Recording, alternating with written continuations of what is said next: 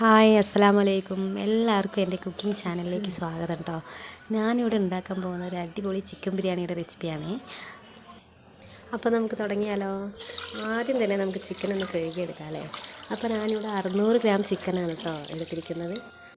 അപ്പോൾ നമുക്ക് ഈ ചിക്കൻ അങ്ങോട്ട് കഴുകി കുട്ടപ്പനാക്കി നമുക്കതൊന്ന് വാരം വയ്ക്കാം. ഇനി നമ്മുടെ അടുത്ത പരിപാടി പറയുന്നത് അരി കുതിരാൻ വെക്കുകയാണ് കേട്ടോ. ഞാനിവിടെ 3 കപ്പ് ബിരിയാണി അരിയാണ് എടുത്തിരിക്കുന്നത്. ഏകദേശം ഒരു ഹാഫ് ആൻ അവറെങ്കിലും കുതിരാൻ വെക്കണേ.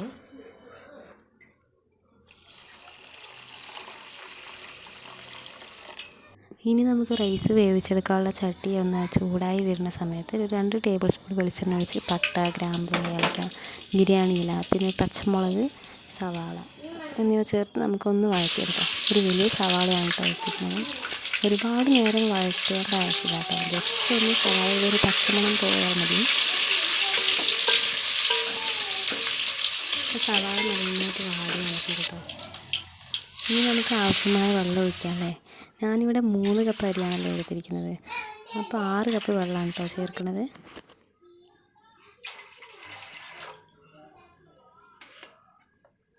ഇനി നമുക്ക് ആവശ്യമായ ഉപ്പ് ചേർത്ത് കൊടുക്കാം കേട്ടോ.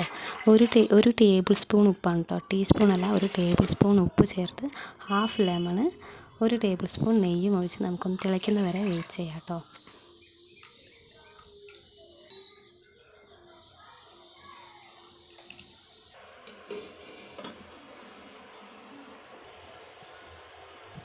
ഇപ്പം നന്നായി തിളച്ച് വരുന്നുണ്ട് കേട്ടോ. ഇനി നമുക്ക് റൈസ് ഇടാനുള്ള സമയമായി. അപ്പോൾ നമ്മൾ നേരത്തെ കുതിർത്ത് വെച്ച റൈസ് നമുക്കിതിൽ ചേർത്ത് കൊടുക്കാം.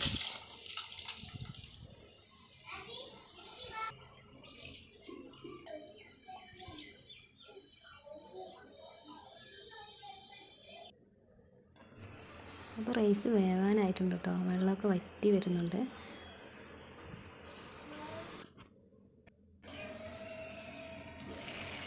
ഇനി നമുക്കിതൊന്ന് നന്നായിട്ടൊന്ന് ഇളക്കി ലോ ഫ്ലെയിമിൽ ഒരു 5 മിനിറ്റ് വേവിച്ചെടുക്കാം കേട്ടോ.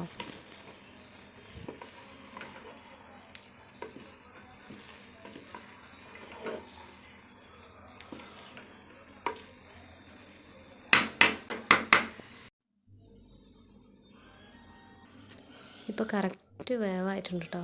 റൈസ് നന്നായി വെന്തിട്ടുണ്ട്. ഇനി ദമ്മിടേണ്ട ആവശ്യമില്ല കേട്ടോ. അപ്പോൾ നമുക്കിതൊന്ന് സെറ്റാക്കി അങ്ങോട്ട് മാറ്റി വെച്ചേക്കാം. അപ്പോൾ ഇനി നമ്മൾ മസാലയ്ക്കുള്ള പണി നോക്കാം കേട്ടോ.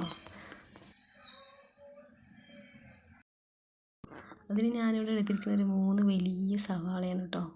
പിന്നെ ഒരു കഷ്ണം ഇഞ്ചി, വെളുത്തുള്ളി, പച്ചമുളക്, തക്കാളി. പച്ചമുളക് ഒരു 8 എണ്ണമാണ് കേട്ടോ എടുത്തിരിക്കുന്നത്. നിങ്ങളുടെ കയ്യിൽ വലിയ പച്ചമുളകാണ് ഉള്ളതെങ്കിൽ ഒരു 5 എണ്ണം മതിയാവും. ഇനി നമ്മൾ വെളുത്തുള്ളി, ഇഞ്ചി, പച്ചമുളക്, പെരുംജീരകം, കുരുമുളക് ഇവ ചേർത്തൊന്ന് നന്നായിട്ടൊന്ന് അരച്ചെടുക്കാം കേട്ടോ.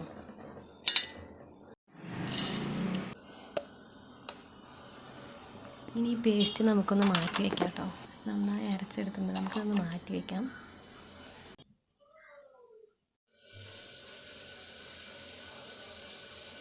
ഇനി നമ്മൾ കുക്കർ അടുപ്പിൽ വെച്ചിട്ട് 3 ടേബിൾ സ്പൂൺ എണ്ണ ഒഴിച്ച് നമുക്ക് റൈസിൻ്റെ മേലിടാനുള്ള ഉള്ളി ഫ്രൈ ചെയ്തെടുക്കാം കേട്ടോ.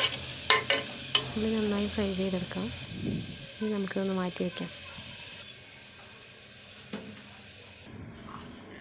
അതേ എണ്ണയിൽ തന്നെ മുന്തിരിയും പരിപ്പും വറുത്ത് മാറ്റി വയ്ക്കാം.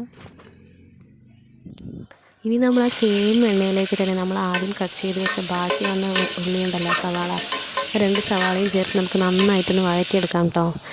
നന്നായി വഴറ്റി വന്ന ശേഷം നമുക്കതിലേക്ക് നമ്മുടെ പേസ്റ്റ് ചേർത്ത് കൊടുക്കാം. ഇഞ്ചി, വെളുത്തുള്ളി, പച്ചമുളക്, പെപ്പറൊക്കെ ഇട്ട് നമ്മൾ അരച്ച് വെച്ച പേസ്റ്റ് ഉണ്ടല്ലോ, അത് ചേർത്ത് നമുക്ക് നന്നായിട്ടൊന്ന് ഇളക്കിയെടുക്കാം കേട്ടോ. ഇനി നമ്മൾ മാറ്റി വെച്ച മല്ലിയിലയും പുതിനയിലയും ഇട്ടിട്ട് നന്നായിട്ടൊന്ന് ഇളക്കി 2 തക്കാളിയും ചേർത്ത് നന്നായിട്ടൊന്ന് വഴറ്റിയെടുക്കാം കേട്ടോ. ഇപ്പോൾ തക്കാളി നന്നായിട്ട് വഴന്ന് വരുന്നുണ്ട് കേട്ടോ. ഇനി നമുക്കിതിലേക്ക് പൊടികൾ ഇട്ട് കൊടുക്കാം. ഒരു ഹാഫ് ടേബിൾ സ്പൂൺ മഞ്ഞൾപ്പൊടി ചേർത്ത്, ഒരു 2 ടേബിൾ സ്പൂൺ മല്ലിപ്പൊടിയും 1 ടേബിൾ സ്പൂൺ ഗരം മസാലയും ചേർത്ത് നമുക്ക് നന്നായിട്ടൊന്ന് ഇളക്കി യോജിപ്പിച്ചെടുക്കാം കേട്ടോ.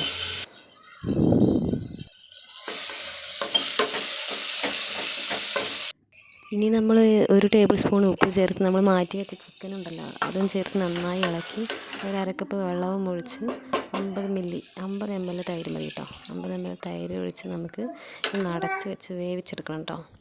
ചിക്കനൊന്ന് നന്നായി ഇളക്കിയ ശേഷം വേണേ ചിക്കൻ നന്നായി ഒന്ന് ഇളക്കി അതിൽ മസാലയൊന്ന് പിടിച്ച ശേഷം വെള്ളം ഒഴിക്കാൻ പാടും കേട്ടോ. ഇനിയൊരു 2 വിസിൽ വന്ന ശേഷം നമുക്ക് കുക്കർ ഓഫ് ചെയ്യാം കേട്ടോ. കുക്കർ ഓഫ് ചെയ്ത് നമുക്കിനി മൂടി തുറന്ന് വെച്ച് നമുക്ക് ഈ വെള്ളം ഒന്ന് വറ്റണ വരെ ഒന്ന് ലോ ഫ്ലെയിമിലിട്ട് വേവിക്കാം.